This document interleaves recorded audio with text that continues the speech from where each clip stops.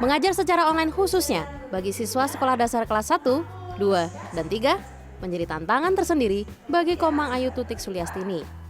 Komang Ayu adalah guru di SD Bali Public School di Denpasar. Selain harus menyapa murid dan orang tua setiap pagi melalui aplikasi Zoom, Komang Ayu juga harus membuat video tutorial materi pembelajaran tematik melalui ponselnya. Video ini dibuat kurang lebih berdurasi 10 hingga 15 menit sebagai bahan pembelajaran bagi siswa di rumah.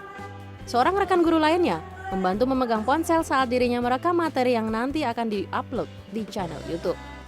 Kita membuat pembelajaran semenarik mungkin supaya disenangi dan anak-anak, apalagi saya mengajar kelas 1, anak-anak biar menarik dulu dari postur tubuh saya, materi pembelajaran, kemudian dan isi dari pembelajaran dan pembahasan setiap materi yang saya bahas. Sistem pembelajaran jarak jauh atau PJJ di saat pandemi tidak hanya membuat siswa mengalami beberapa kendala. Pihak sekolah pun menghadapi beragam tantangan. Kita berusaha bagaimana membuat kelas online ini seperti kelas offline.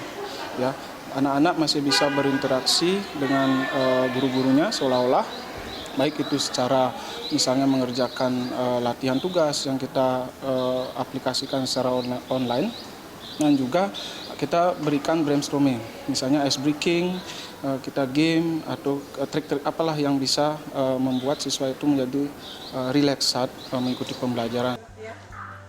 Tidak hanya di sekolah dasar, sekolah menengah kejuruan yang dituntut lebih banyak praktek ketimbang teori juga memiliki tantangan tersendiri di tengah sistem PJJ ini.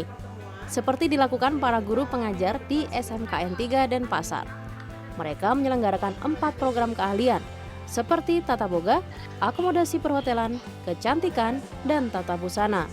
Kita memilih kurikulum yang adaptif, kurikulum yang menyesuaikan dengan kondisi sekarang. Itu yang kami lakukan. Sehingga tuntutan akhir dari sebuah kurikulum itu anak harus bisa apa.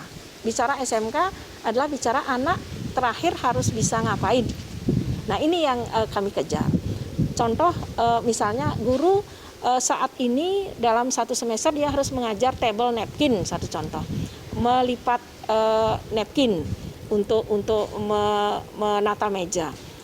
Jadi yang jelas goalnya nyampe, anak bisa melakukan sesuai SOP, kemudian menyelesaikan tugas ini.